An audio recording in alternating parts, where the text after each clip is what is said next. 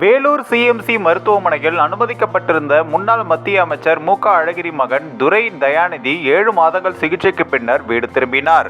வேலூர் மாவட்டம் வேலூரில் உள்ள சிஎம்சி மருத்துவமனையில் திரைப்பட தயாரிப்பாளரும் முன்னாள் மத்திய அமைச்சர் மு க அழகிரியின் மகனுமான துரை தயாநிதி கடந்த மார்ச் 14ஆம் தேதி சென்னை அப்போலோ மருத்துவமனையில் இருந்து வேலூர் சிஎம்சிக்கு மாற்றப்பட்டார்.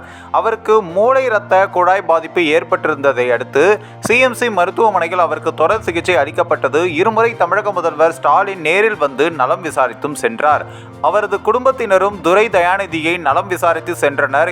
இந்த நிலையில் இன்று துரை தயாநிதி உடல் நலன் பெற்றதால் மருத்துவமனையில் இருந்து வீட்டிற்கு அனுப்பப்பட்டார். 7 மாதங்களாக சிகிச்சை பெற்று வந்த இவர் நலமுடன் வீடு திரும்பினார் என்பதும் குறிப்பிடத்தக்கது. இந்த ஒரு வீடியோ குறித்து உங்களுடைய கருத்துக்களை நீங்க மறக்காம கமெண்ட்ஸ்ல சொல்லுங்க. நம்ம ஏஷியநெட் நியூஸ் தமிழையும் தொடர்ந்து ஃபாலோ பண்ணுங்க.